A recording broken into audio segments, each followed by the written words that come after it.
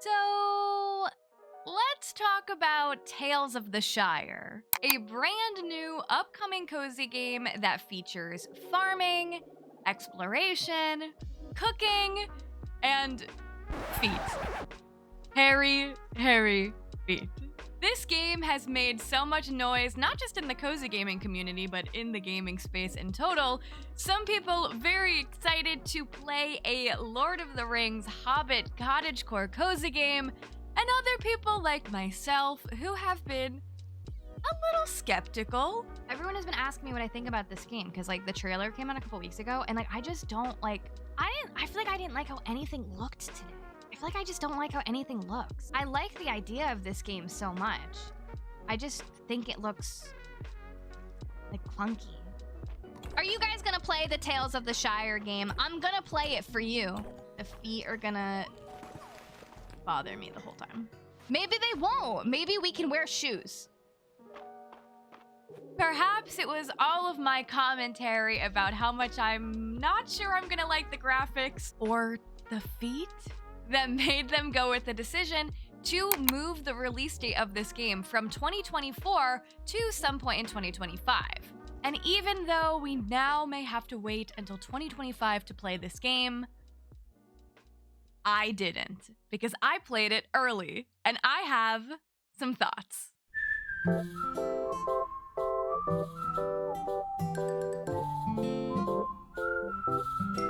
Hello everyone, and welcome back to my channel. If you're new here, hi, my name is Payton. It is nice to meet you, it is nice to see you, and welcome to the corner. I got to play Tales of the Shire early, and today I'm going to share with you my first gameplay experience and my overall thoughts and takeaways from my time being in the game, and if it changed my kind of skeptical opinion I had going in. Tales of the Shire is actually having a huge showcase on the day this is posted, that's September 22nd, 2024, where they are going to be talking about all things Hobbit and showing more about this game. And to celebrate Hobbit Day, they asked a lot of content creators, like myself, if I would be interested in getting a hands-on look at the game, and I said, absolutely I do. Absolutely I do. Now today's video is not sponsored. Let's say it again for the sloths in the back. Not sponsored. No one is paying me to promote this game, because if they were, oh my god, they should have paid someone with nicer things to say. Not sponsored, but I was gifted a key to check out this early gameplay, and I am really appreciative of that, so thank you so much to the Tales of the Shire team for including me. Now, I also want to mention, you're gonna get a first look of my 90 minutes of gameplay in the game cut down a little bit more succinctly, and I'm supposed to let you know that this is a very early build. This is not going to be reflective of what the final launch product looks like. This is just the very early sneak peek. So things might not be perfect, and we had to go in kind of with that knowledge. It's of course worth mentioning and noting that the game will be available on consoles once it releases, but for this preview, I was playing on Steam on my PC. Before I get into showing you the gameplay, I also want to give you another preface. I have never seen a Lord of the Rings movie, nor have I read any of the books. I am not familiar with pretty much anything in this franchise, so you're getting a look from someone who has no nostalgia to this world or any kind of background knowledge. Very much so, first look, first time player. That's what this is. Before we get into the gameplay, please be sure to click the lovely little like button, as well as subscribe for more cozy, chaotic content. And if you want to see me play cozy games live, I live stream right here on YouTube and over on Twitch, and we'd love to see you to stream. Okay, I will shut up, because I know you're dying to see how it went when I played Tales of the Shire. And then stay tuned for the end of the gameplay when I will wrap up all of my thoughts and kind of tell you if I've changed my mind on this game. Here we are, the title screen of Tales of the Shire. Before we get into it, just taking a look at all of the different settings, I played a little bit on controller and a little bit on mouse and keyboard, mostly on controller, but I took a look and you can pretty much change all of the controls to however the heck you want to play, which is of course great. As far as actual gameplay goes, we don't have that many options right now in this kind of demo that I'm doing, just the opportunity to skip tutorials and change up the cooking, and of course to toggle my correct language, and then we're in it. Here we are, a beautiful glimpse at the Hobbit universe, the place that we're in. Some very cute sheep. You'll notice that the sheep and all of the animals, I think, are the cutest part of the game. And I wonder why they decided to do this. We're instantly shown us laying down, but this is prior to us customizing ourselves. So don't know if this is just a demo choice or what. But then we launch right into being able to decorate our Hobbit, which I am nervously excited about going in. Right off the bat, the first thing we can toggle is different body settings. So you don't have to pick your gender in the game, but you can pick, if you want to be flat or curvy. So I went for the curvy route, and then you can actually change the size of your body as well, and I really do like the options they have here. A lot of games I find don't let you change the size of your body, and I always love to see that included. And as far as skin tone goes, we actually have quite a wide variety. This was the lightest shade you saw, and then this is the darkest shade, so a nice spectrum there. And then there's also the ability to customize your personality, but I don't see that until later, so ignore that for now. Then on to hair. I think the hair is the strongest part of the character design.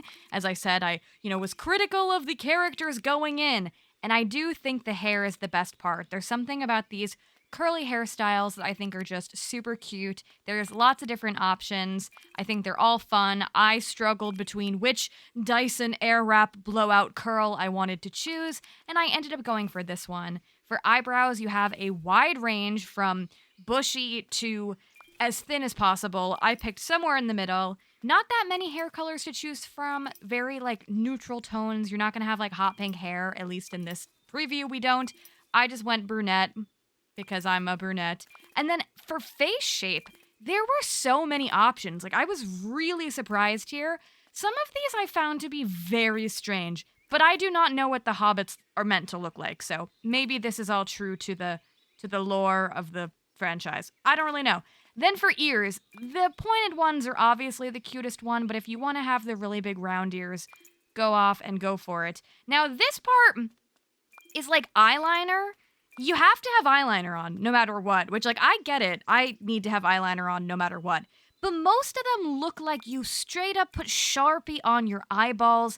I found this one to be the best one, the very distinct cat eye one. It had the thinnest out of all of the lines, so that's the one I picked. And then for nose, there were a lot of options as well. I tried to find the one that I thought was closest to my nose, so I went for kind of like a smaller one that is a little pointed. I definitely don't have a button nose, but, there are tons of options. The mouths I found were a little bit strange, but maybe that's because of the face shape I chose. As you can see, all the mouths are, huge. They're all pretty big and, wide for the face. So I went for one of these smaller lip ones, and then the dreaded feet. Thank God we can customize them. There is no option to have a hairless foot. Which, you know what? We all get hair on our feet. So I just went for the most minimal amount of hair that I could. And then I went back and realized you could pick your personality. There's grumpy, jolly, cozy, which I was torn between perky, snobby, which I actually think makes her kind of look like the hottest, but she looks very mean. And then the other one, I don't even remember what it said. I decided to go for perky. I felt like that was a nice in-between. She seems happy and cute. For outfits, we don't have that many options in this little early look, but the outfits that are here, I think are really cute. I personally like the 2 button shirts. And then for pants, we've got 2 pant options and 2 skirt options. I thought without a doubt the best skirt was the brown one with the little suspenders. So it was a pretty clear outfit choice for me. Then there's also a cape that you could equip and glasses. I decided I didn't want to wear either of those. And then when picking my name, I was able to type in my name, but I kept having a glitch where as soon as I would finish typing in my name, it wouldn't save. So for the purpose of the video, my name is Poppy, and to celebrate how much I enjoyed the feet in this game, this is so much sarcasm, my name it's Puttyfoot. I don't know what that means, but we're just rolling with it. Then here we are back into this beginning cutscene, now with the character that we customized. A stranger has found us in a comfy spot. He knows that we're going to a place called Bywater, and that we came from some place called the Prancing Pony. This person knows everything about us. We're getting a beautiful scenic look at the area on this carriage, going to wherever the heck that we wanted to go. The landscapes in this game, I think, are the best part. I really like the landscape designs, other than the cat. I mean, like, look at the cow. The cow, the horses, the animals are pretty good. The characters, so far, not as rough as I thought it was gonna be, but I don't love my Hobbit queen as much as I love other things. But here we are. Stranger has dropped us off. They say, I'm coming back for you, baby, when you least expect me. And they pretty much just talk to me about, like, you're gonna need to know how to cook, you're gonna need to know how to be a farmer. And I'm like, wait, stranger, I don't even know your name. And then it's time for the drumroll, drumroll, drumroll, big reveal. This is Gandalf. Now I, even as a person who's nor seen or read The Hobbit, know Gandalf is like a big deal. Then we're immediately in the game. We're able to actually start playing, and we get introduced to the UI. So here we can see our journal, and these are our quests. We also have a tab where we can see all of the townsfolk and our relationships with them, and also things that they're craving this week if we get to know them a little bit better. This game is mostly food and cooking centric, so we also have an encyclopedia that gives us all of our recipes, all of the different ingredients, as well as other things we may encounter in the world. Now here I am moving for the first time and taking a look at my inventory, which I actually really like this UI system. It separates your quest items, your regular items, and like seeds, so you will run out of space slightly less fast. Look at the cow. The animals also have the Sharpie eyeliner, but beside that, I think the animals are really, really cute. I'm walking around and immediately not loving the way she walks, but we'll adapt and get used to it.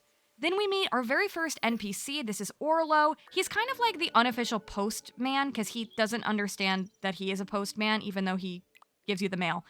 He takes you to your house, which is, you know, run down, not in the best shape. The front door doesn't even work. So we're going around the back to find another way into this adorable little Hobbit home. And this game makes it really clear when you need to do something. There's like a little sparkle that comes on the screen, and it's like, hey, click this and maybe things might happen, which I, as a video game dummy, really enjoy. This is where we're going to be living. It's someone called Old Ruby's place. Old Ruby, we don't know what happened to them at the top of the game, so we're not going to worry about that now and hope that everything is okay. In the house, there's only a few separate areas. There's the pantry where I can put all of my ingredients so I don't have to hold on to them all of the time. This is kind of like your storage chest. Then there is a dining area with a quaint table and a fireplace. And then there is a bedroom. Overall, the house, I think the design is really cute, but I do think that the ceiling feels really, really low, and it zooms in quite a bit on your character as you're navigating through the space. So it makes me feel just a little bit claustrophobic comparing it to when you're going outside, but overall the aesthetic inside is really cute. Our first task is to cook a meal for our new friend. This is the only recipe we have. It's silky porridge with tangy rhubarb. Sounds good.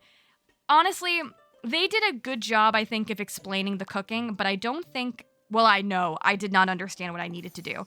So they rank the meal based off of deliciousness, so the more stars, the more delicious it is. You can have more delicious ingredients than others, and pretty much what I didn't grasp here that I'll grasp later is you need to both, like, chop things and also use the frying pan to cook, and you're trying to get your dish to be where the star is in the graphic on the lower right-hand side. I don't quite grasp this here, and I think all I have to do is just chop the items to get them like in the middle between the red and the blue, and that's sufficient. And I actually don't even realize that you need to use the frying pan. So we're serving like a raw dish. It's not even cooked. It's really just chopped and stirred. And somehow it still ends up coming together. I don't know how they let me get away with this. Like, I didn't even cook that porridge. It's just like sad and thrown together. But here I am, able to serve the meal for the first time. And this is a really cute mechanic. You actually get to like make up the table, place the dish in the center, and it will tell you which NPC it's assigning it to. Orlo's the only NPC here, so obviously it goes toward him. And this is the dish that he wanted. So there's a little icon next to him that says like, yes, this is what he's craving. Great. Oh my God. I don't know why it's more in front of me. I guess I'm just being rude and I made this meal for him, yet I'm gonna hog it. He looks like this is the best thing he's ever tasted though, and immediately our friendship levels up, and I realized that if you cook for people, they'll usually give you presents, which is really, really nice. I was also rewarded with a recipe so I could make a pie now. We've moved on. Then I'm out exploring the world. I see my garden area, which is kind of blocked off for now, and then I got an achievement for skipping. This is this game's version of running, which I do like the style way more than the regular walking, but I will say I don't know how much faster you go by skipping, but it makes me feel much more joyous. Then I'm told about my mailbox, which very helpfully has the feather sticking up once there's mail there, which is nice, so I could ignore it if there's nothing in it, and I don't have to always be like, oh, is there stuff in here? I get a note from the farmer, the other farmer, not me, saying, hey, come meet me. And then I'm introduced to the map system, which I do think is a really kind of unique map. There's not a mini map in this game. Instead, you can track either the NPCs or a location that you pin by getting birds to follow you. Admittedly, I didn't understand this at first, but you can see the bird on the right flying next to me. Pretty much whichever way the bird is facing is the way I should be going. But I didn't quite notice the bird at first, so I struggled with this for a little bit, and I'm also kind of just like going my own way, because you can go your own way, baby, exploring the world. I will say, I was hesitant about these graphics. I think for the first look at it, they are not as bad as I thought. I definitely think it is a little bit clunky walking around, but the skipping makes it better. I think the skipping makes it feel a little bit less clunky to me, and the animals are just so good. The animals are good. Like, look at that horse. It makes up for my Hobbit, who, again, she's not as aesthetic as I want her to be, but she's also not as bad as I thought she would be. So here we are, skipping. We're trying to find the kind of main square of town.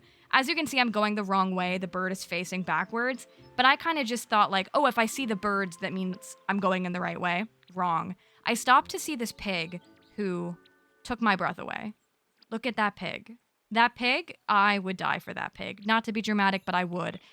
That's just how the world works in this game. I just care so much about the animals. Then here I am in town square. There are a lot of NPCs. Don't know if this is just a demo thing or this is a full build thing. A lot of the NPCs you can't talk to. They are just there for filler, which is not my favorite thing. I definitely don't want the world to feel empty, but I do get annoyed when I can't talk to everybody. So we're looking for the NPCs we actually can talk to, and then I realize I've found them because they run little stores. We meet young Tom, who is the main farmer's son. So Tom Cotton, his dad is Farmer Cotton. You get it. He sells things that are farming related. This one specifically sells like ranching products and also different meats. So I don't buy anything from him yet. I go over to his dad because I'm supposed to meet him, and I realize that the farmer sells the seeds. So whenever I learn how to farm, I will come here to purchase seeds, and there's also different shaped garden beds as well. So there's a little bit of variety in the farming. Then I met this dude who's also in town. Hobson is his name. Hobson, who's kind of like the trickster selling you random goods at a high price, trying to make you feel special. He had a wide collection of things, but once again, I didn't buy anything quite yet because I'm trying to just get my footing, my big footing in the game. And then I go where I'm supposed to go, which is the Green Dragon Inn. This is what the main quest was. I found my way after too long of navigating. I meet the farmer's wife, Lily Cotton, or Mrs. Cotton as she's called, and they introduce me to the inn, and pretty much this is like where people come to hang out, and we're immediately introduced to the main problem of the game. This guy, Sandy Man, is like a hater. They're saying that this place is not a village, they're not considering it a village. They're like, Bywater is not a village. And we're all like, yeah, it is. There's shops. There's lots of people. What do you mean it's not a village? But this guy is very set on, we cannot call what this is a village. So I don't know what he thinks this is. Is this just nothing? Is this nowhere? All the locals are very mad because they feel an overwhelming sense of community, as they should.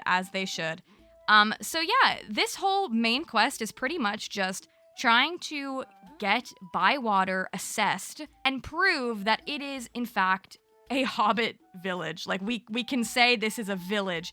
So to do that, we need to find this book of rules that's been lost. Like, some time ago, someone made a list of rules for the town to consider it a village, and we don't know where this book is, so maybe we should go find it. So I'm quest with finding someone called Old Noakes. Haven't met that person yet, so they don't appear on my map, and I have absolutely no idea how to find him. A lot of this playthrough has been cut out, because a lot of it was me walking around aimlessly, not quite sure where to go, and I'm saving you from that. So if it seems like I'm finding these things easily, I'm not. But I do get distracted quite a bit, and I discovered that there is photo mode, which is so nice. We can take good thumbnail pictures now. Like, that's always good to see. We could get the real close zoom in on the Sharpie eyeliner and the toe beans, the feet, you know, all the stuff that we're here for. And we can also emote, so if you want to take a nice little spot sitting, you can. She doesn't have shoes, and that is just okay. It's okay. It's good. It's fine. This is her face when she's hungry, which I look a lot more upset when I'm hungry, to be honest, but she's a perky, happy gal. It's okay. And then they also give us filters, which makes me confident and feel hopeful for the design opportunities. I feel like they wouldn't give us such a good picture and filter mode if there weren't a lot of opportunities to design and make your space super cute. So that makes me feel excited for the final build and seeing the scope that we could take our farm. I finally found Noakes. I pretty much like went in a big circle and then I found him. He doesn't like me. He's like the fishing dude, and he's pretty much like, this book, I kind of remember it. We'll figure it out, but first, here, take this old fishing rod and go prove to me that you know how to fish. So here we are, learning how to fish. I get the fish rod unlocked.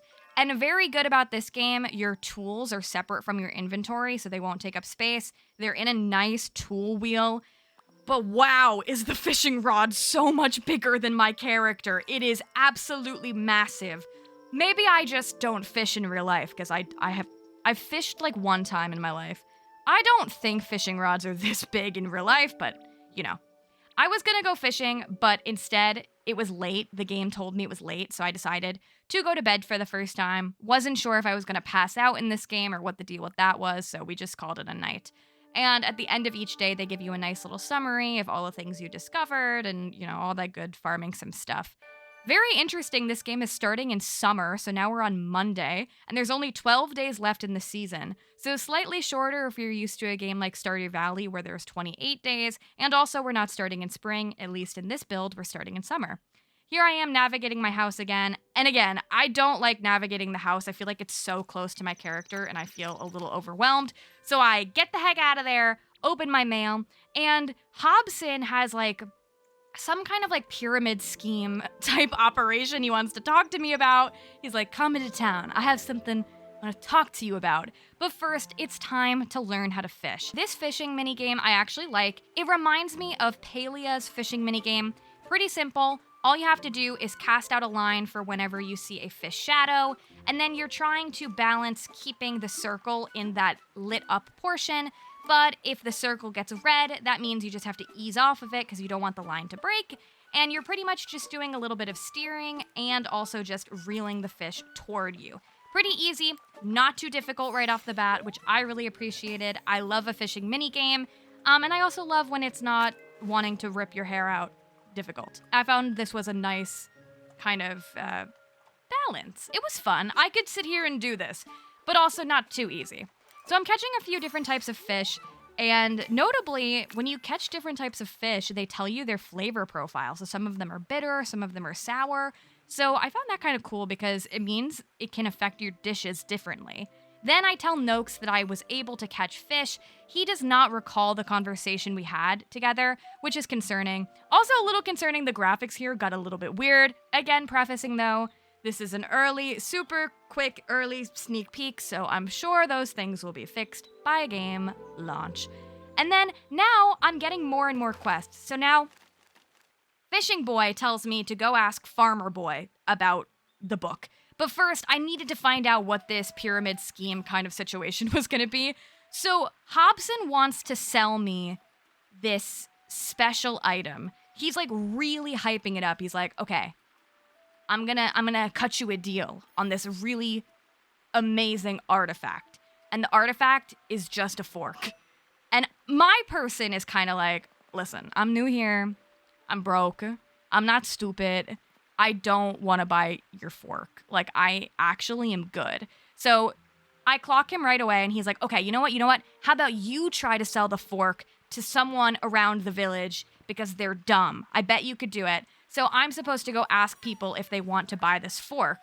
And I'm supposed to start out with the guy that was questioning if we're even a village in the first place, this guy Sandy Man. No idea where he is, so I'm gonna have to find my way there. But first, I talk to the farmer to try to get it cooking about this book. That's our whole main quest.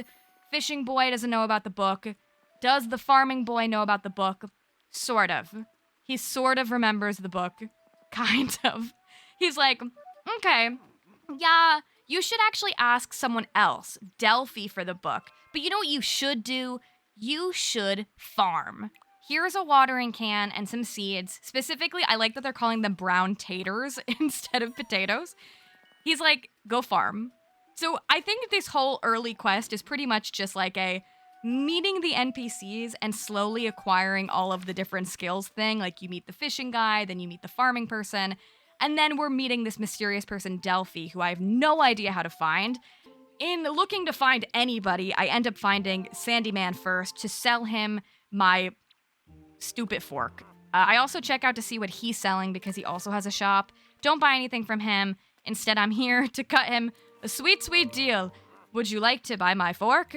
He's kind of like, I don't know about that fork. Hobson is kind of a scammer. And then I'm like, okay, you're right. I shouldn't sell the fork to anybody. And then Sandy Man obviously has beef with the farming guy because he's like, no, you should go sell it to that stupid farmer. Ha ha ha ha ha. Before I go and do that, though, I get distracted by how beautiful this horse is and how much bigger it is than my character. Like, that was fun proportions. I love that. It makes me feel like the hobbits are just cute, adorable, and I hope we can ride the horses in the full build. That'd be so fun. So then I meet up with the farmer, and I'm like, hey, I have this exclusive piece of merchandise for you. And the farmer's wife is like, LOL, don't be dumb. We won't be buying this fork from you. And so they tell me, just keep the fork.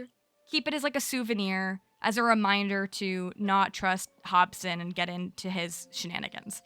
Then I put this weird fork quest behind me. I go home, and I learn how to farm for the first time. And again, I'm really liking the UI so far. Like, this is very easy to figure out. All you have to do is take some of your plant beds. I have a couple laying around here that were given to me from the start of the game, and you just plant them, and then you just water them. Super easy to tell when it's done being watered. Not the most complicated farming in the world, definitely easy to figure out. And then I'm told that the next quest for the book situation, other than finding Delphi, is to turn in 3 different types of vegetables, which led me to believe that I had to wait until those were done to harvest them, and then I would be able to go on further with this quest. That's actually not the case. I could just turn the vegetables in now, but I don't realize that, so I'm looking for this other NPC I haven't met yet, and after scouring the map, you can see it's nighttime, so it took me a long time. I finally found her. Her name is Delphi. She's arguably the cutest NPC yet. I mean, look at her little bag of plants. And she's here to, first of all, not be helpful about the book at all. In case you didn't realize, this whole quest is nobody being helpful about this book and sending me from person to person to person to person. But while I have you, let me teach you about foraging. So I thought this was going to be dumb. Like, obviously, I know how to forage, I know how to pick things up. But not only can you just pick things up, there are butterflies in the game, and the butterflies will lead you to different forageable items. She specifically wants me to look for the yellow butterflies because they'll lead me to find seasoning I could use for cooking, but these ones are other type of butterflies. These are just like the white ones, so I don't know if they just lead you to general forageable items, but pretty cool. I really like this mechanic. It's probably one of the most unique things I've seen in the game so far. And it's really nice if you get stuck trying to find certain items. If you just see some butterflies, you can just follow them. Then I went to sleep because I spent so much of the day looking for people. Like it was getting quite late, so called it a night. And then the next day I had quite a bit to do. It's raining for the first time in the game. Admittedly, I don't really love how the rain looks. I think that the rain, again, I'm complaining about the graphics. I don't love how this rain looks. But it didn't make the gameplay any more, clunky than it was. It's on a similar pace to the rest of the game so far. Then I have to go continue to find people. I'm looking for someone now called Willow. I'm also waiting for news from someone called Nora.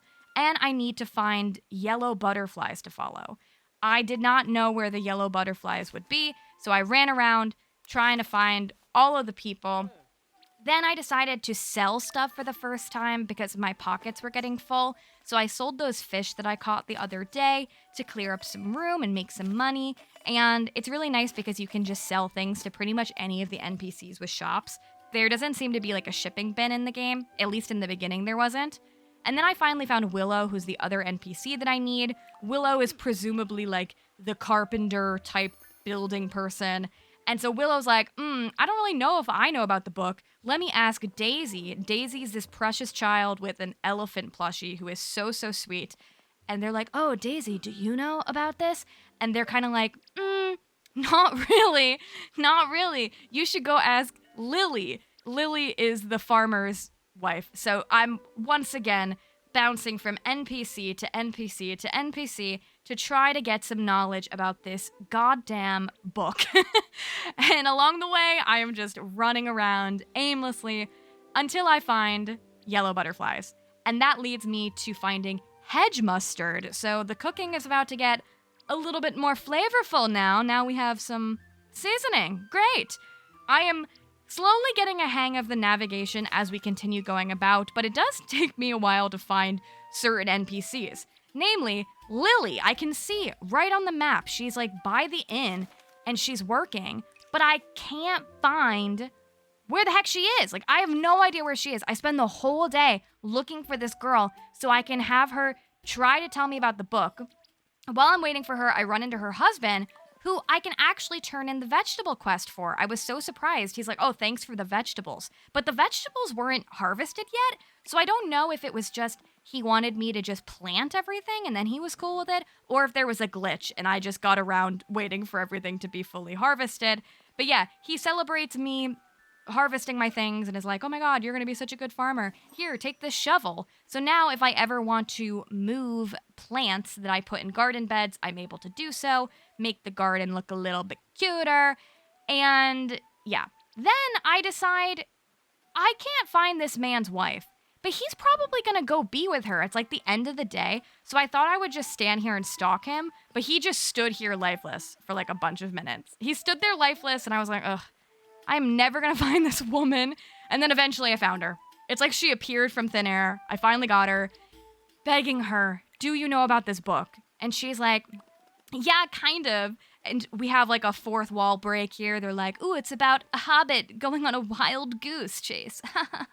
Just like the game is sending me on. We're so meta and self-aware that this quest is really relentless.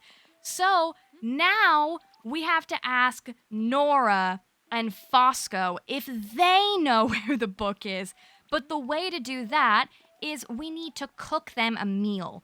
I don't know why I need to go out of my way to make a whole meal and have a whole dinner party for them to give me knowledge about this book, but that's what needs to happen. So I go home and I finally unload all of the things I've been collecting into my pantry so that I can stop running out of inventory space. And then I decide to invite the people that I need to come over for a nice little dinner party. This whole mechanic is really cute. You get to do it at your desk, and you get to pick the venue, which right now all I have available is my home. And the NPCs will actually tell you like what they're craving, so you can have a better chance of a successful dinner party with them. I don't know why I'm saying dinner. It's not specifically dinner. It could be breakfast or lunch or whatever, but in my brain, party with food, I use the phrase dinner party. You get it. So then we went to bed because I was just so excited for the dinner party and to figure out what happened with this freaking book. So here I am ending the day. And then the next day, I have so much mail. I am rewarded for doing quests. And also, the NPCs are like, oh my god, I'm so excited to come to your dinner party. This is going to be so good. And they actually tell me what kind of food that they want. Nora wants something sweet, and Fosco wants something not too sweet and savory. Now, at this point, I've only cooked once, and I did not cook very successfully. So I went into the kitchen to see, what the heck are we working with? Can I cook them anything? Do I have ingredients to make a singular meal? And I did. And this meal had Nora's face on it, which meant she would like that. So I was able to cook that one. And then, as far as the other recipes, I currently didn't have anything. So I started out just cooking the meal for Nora. And at this point, I still once again do not realize the cooking mechanic. I think I just have to use the bowl, and I just have to get the things in between the red and the blue in that kind of overlap space. Not understanding that's not what I'm supposed to do at all. Still though, the game is being very forgiving about me not knowing how to cook because I'm doing this wrong, but it's not a game, so far at least, where like you can destroy your dish. Like they weren't like, oh, this is a failed meal or you burned the dish. Like that looks pretty good and it has 2 stars, so not too shabby, even though I didn't even cook it. It's raw potatoes and beans. So then I went to go set the table, and the game lets me know, hey girl, you only made food for one person. Even though I think that meal was like a family-style size portion, the game is like, no, you gotta cook for someone else. So I looked to see what is the easiest thing I could cook for the other NPC, and the easiest dish I have is this fish cake one. All I need left for it is to catch a fish, but there's a gamble here because it has uncertain flavor. So I don't know if this is going to be a sweet dish or a savory. In my brain, I'm like, it's like fish cakes. It's going to be savory. So I went to go get some fish, and the first couple fish I got had the bitter category. And I feel like bitter fish is not enjoyable. At least to me, it's not enjoyable. So I spent some time trying to get other fish until I eventually got a fish that wasn't bitter. I got a fish that was sour, which felt good enough for me. I was like, okay, maybe it'll be like a lemony fish situation and it'll be okay. So this is when I learned to actually cook a little bit. I figure it out at the end of this. So using the fish that I want to use, specifically the sour one, figured that'd be better than the bitter. I now realize I'm trying to get the dish icon in the lower right corner to be where the star is. And the way that I do that is to balance its smooth and chunkiness is with the cutting board, but its crisp and tenderness is with the frying pan. So this is me freaking out on the mouse because I realize that now. So what I should have done here was I should have cooked these a bit longer so it was more toward the tender side, so we'd be closer to where the star lands on the kind of grid that we have. I missed the mark just slightly, but I got a bit closer. So I realize now, okay, I need to go down a little bit. I need it to be chunky, which I should have left it more chunky than I did. So I didn't cut it as much as I cut it last time. And here we are again, frying pan. Now I know I need it to be a little bit more tender, so we're going more toward the tender. Got it. We learned how to cook. Everybody clap for me in the comments. Woohoo, baby. I actually do really like this cooking mechanic. Took me a little bit to understand it, obviously, but I think it's pretty unique, and I like that it's not just clicking a button and then you're done. And the food looks really good. Like, the graphics on the food, I think, are really, really nice. I like how big the portions are, And then this is my favorite part. We get to set the table once again. And so we confirm that we want our friends to come over. And then pretty much you just have to put the dish that you want to serve each NPC in front of them. And it doesn't have to be directly in front of them. Pretty much you just have to wait until it has the NPC's little portrait above their face, but above the dish. And then you know, okay, this one is going to Nora.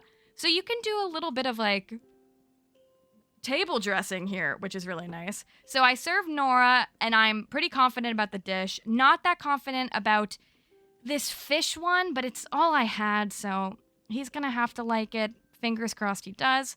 And then as I was putting the dishes down, I noticed there was a tab for decorations. I don't know if having decorations impacts how much they like the meal or if it's just for my own ego, but I put out the 2 decorations that I seem to have, which was this lonely patchwork pillow and those random books. So I put them out to add a little pizzazz, and then we started our second breakfast.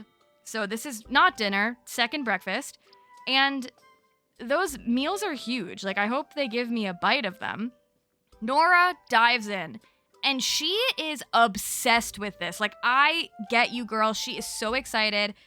And then Fosco, rude. He shakes his head after I spent so long catching fish for him. Feel like that was a little extra, but whatever. We still leveled up in friendship anyway, and they both are going to be able to give me presents because I hit their friendship meter enough. So the dish that I served him was spicy. So I guess that was the problem. He doesn't like spicy foods because he's lame, whatever. But they thank me anyway. They're like, hey, great. And now that you cooked for us, by the way, we have this key. Maybe you should use the key. And I found out earlier that in my desk, there was a locked portion. So I went back to my desk and we found the book. The book was in my home the entire time. So I went and talked to every single person to find something that was quite literally under my nose the whole time. Then I went back to Orlo and I said, hey, my dude, I have this book. Are we like a village yet? Are we good? And he's like, I don't know. Maybe you should go talk to someone else. Talk to the farmer. Hey, you know what? Don't talk to the farmer. He doesn't know how to read. Talk to Nora, who I literally just spoke to. So I go back to find Nora. But first, she wants to talk to me about the fork that I have. Did you forget about the fork? I forgot about the fork. Apparently, the fork is a part of like a super prestigious culinary set. So I should hold on to it and don't tell Hobson that it actually was worth something. And this leads me to think that I'm going to eventually look for the entire culinary set. But we don't do that now.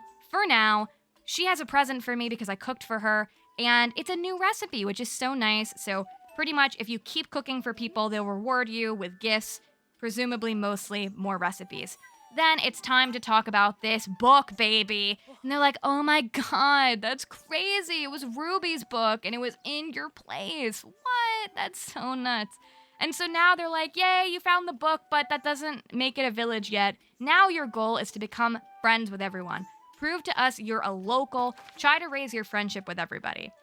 But that will have to wait for another day because this is the end of where I stopped my first look. I have tons more quests to do, tons more to explore, and now I'll let Outro Payton wrap it up. And there you guys have it. That was my first look at Tales of the Shire.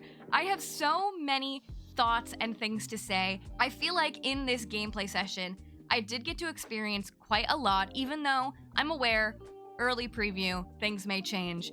Still, I want to give you my impressions anyway. I kind of want to start out with the things I didn't like about the game, and then we'll end on a more positive note. Starting out with my kind of cons in this whole experience, I'm sure you could tell as I was playing, I still was not really interested in the graphic style, apart from the feet, because I know that the hairy feet are a Hobbit thing, and just because I don't love it doesn't mean others won't. But other than the feet, I think I was right in my initial opinion seeing the trailers, that the game style for me just does feel a little bit clunky. I will say, I think my main issue with the aesthetics graphically is the characters. I feel like the landscapes are pretty, and I do like some of the interior designs as well, but the character designs to me just feel weirdly unfinished. Like, some areas I think have a lot of detail. Specifically looking at the character's hair, I really liked that. I felt like all the different hairstyles were nice. I liked the texture of the curls. Like, it felt really nice and detailed. But when it comes to their face, it just feels so half-baked to me. Like, I kept making jokes about the Sharpie eyeliner. Like, why is that line so thick? And I just feel like the structure of their faces feels a little bit strange to me. But there were things aesthetically I did like, so it wasn't a total, I don't like any of the graphics whatsoever. But I will say, walking around in the world, it did sometimes feel very clunky. I played on PC, so it makes me worried about how this game will run on consoles. Again, this is the early sneak peek and the game has been delayed, so perhaps it will be more fine-tuned. It wasn't to the point where I felt like it was unplayable, but I did just feel like there wasn't so much of an ease going about. Another thing that I didn't really enjoy is all of the lifeless NPCs that run about. I understand wanting to fill a little bit more of a larger world with other characters so that it doesn't feel totally barren and empty, but I'm personally not a fan of having NPCs that I can't really engage with, because it makes it hard to realize, like, okay, which characters are the ones I'm supposed to talk to?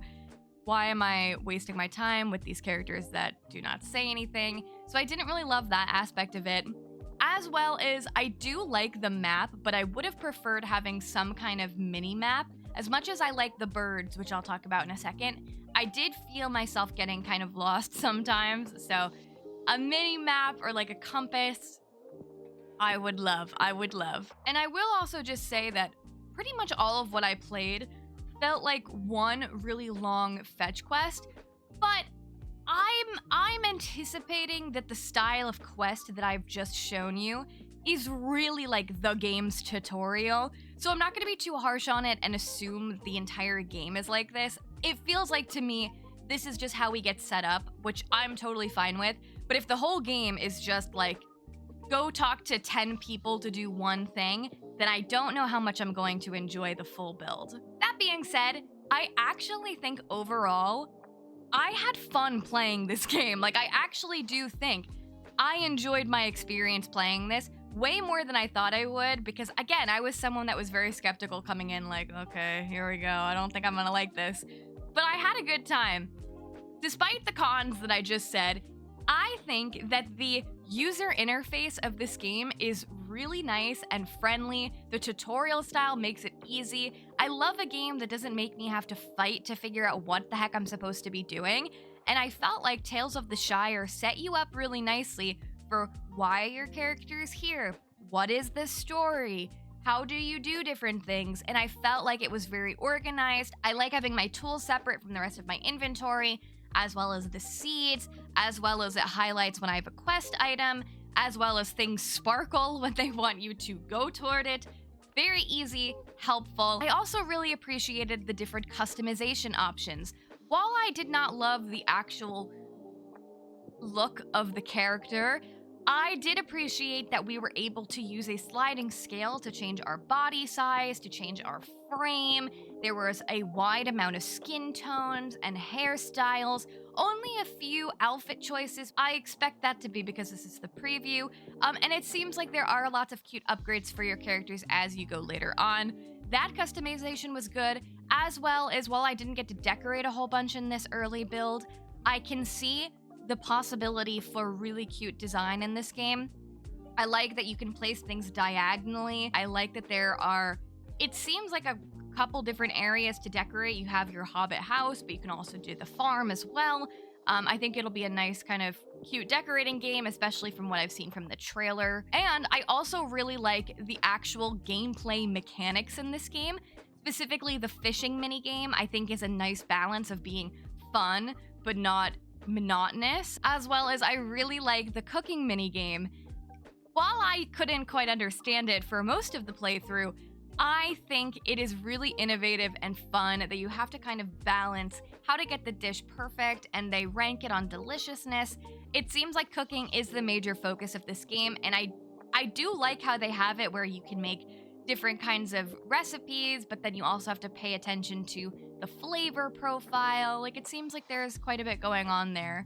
And I really like the dinner party mechanic. Again, it's not a dinner party, it's a party with food. It seems really cute. I'm excited to see how that expands. Like, will I be able to have like a whole like rager of hobbits in my home later on in the game?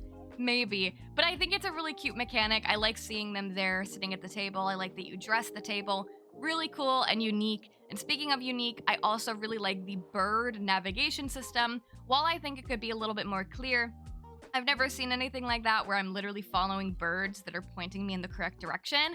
It definitely helped me in times where I felt like I was getting a little bit lost. As well as I also really like the butterflies that lead you to the different forageable items. Another really cool thing that I haven't really seen done in other games. Overall, I feel kind of mixed about Tales of the Shire. I liked it way more than I thought I would. So I'm really glad I did say yes to doing this preview of it, because had I not, I would have just assumed that maybe this was not going to be for me. But instead, I actually feel like I genuinely like the game. It's just the graphics and the aesthetic that take me out of it. It makes me interested to play this one more when it launches, see how much this develops, and if there's going to be any noticeable huge changes by the time the game fully launches. But that's what I think. More importantly, tell me what you think. Leave me a comment letting me know what you thought about this early playthrough of the game. Is it something that you're interested in picking up? Is it something that you're weary of like I was? Or are you someplace in the middle? I want to know. Let me know down below. Thank you again to the team at Tales of the Shire for giving me the opportunity to play the game early. If you haven't already, be sure to check out the Hobbit Day Showcase for even more fun news and announcements. I think it's really cool and fun that they're doing that, and also getting lots of content creators involved to be able to show an actual look at the game. I always love when I'm able to show something early for you guys so you can have in the back of your mind, okay, in 2025, which games am I going to buy? Which ones am I going to skip? So glad I got to do that. Be sure to click the lovely little like button on your way out, as well as subscribe for more cozy, chaotic content. Thank you so much for watching. I will see you in the next one. Bye-bye.